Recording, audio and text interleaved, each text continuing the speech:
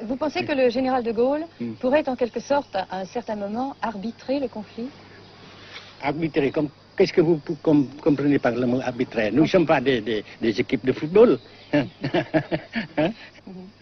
Mais au-delà des accords de Genève, si je ne me trompe, une idée du général de Gaulle est la neutralisation de tout le sud-est asiatique. Est-ce que c'est une idée qui vous semble intéressante? Comme j'ai déjà dit quelquefois, c'est une idée intéressante.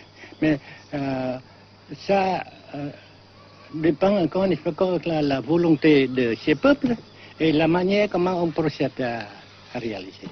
C'est une grande question, n'est-ce pas? Et je ne peux pas dire que je suis d'accord. Et je ne dis pas que je ne suis pas d'accord, n'est-ce pas? Mais parce que vous dites, par exemple, vous dites fleurs. Fleurs, il y a beaucoup de sortes de fleurs. Il y a des roses, il y a des blanches, des rouges, etc. Et il y a qui sont bons et d'autres qui ne sont pas bons. Mais on dit fleurs. Monsieur le Président, nous avons constaté avec chagrin qu'au cours de notre voyage au Nord-Vietnam, que l'influence française était devenue à peu près inexistante dans votre pays. Les moins de 25 ans ne comprennent plus du tout le français. Et je me demande si, à votre idée, des rapports peuvent se rétablir tels que la France continue à jouer une sorte de rôle culturel ici. Avec la France, surtout, et avec tous les autres pays. Nous voulons avoir une coopération amicale, culturelle, économique, etc. Mais je suis sûr que vous ne voulez pas avoir, n'est-ce pas, que la France ait l'influence qu'elle avait avant. C'est une autre chose. Naturellement, c'est une autre époque. Mais coopération culturelle, économique, qu'est-ce qu'il y a encore, sportive par exemple, oui. etc., n'est-ce pas, nous le désirons. Chez nous, Monsieur le Président, que le Nord-Vietnam se trouve actuellement assez isolé, asphyxié même, et que politiquement, il pourra difficilement éviter de devenir une sorte de satellite de la Chine. Qu'est-ce qu'on peut répondre à cela? Jamais.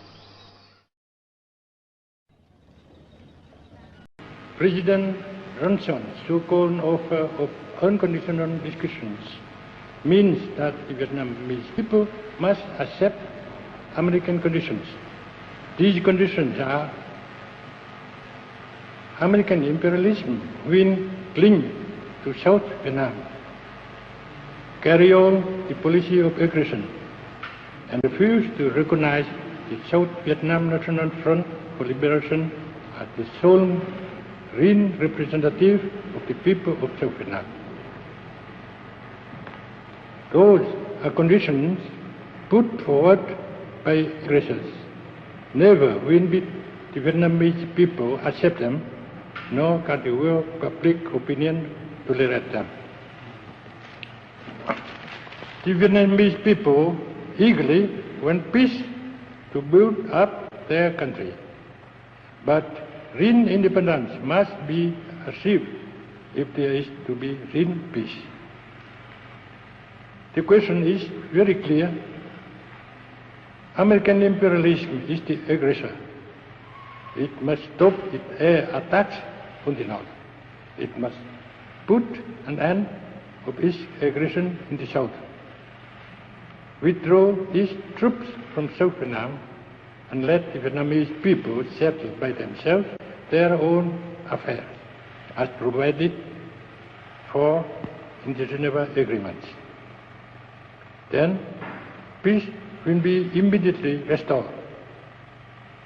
In short, the United States government must declare and prove by actual deeds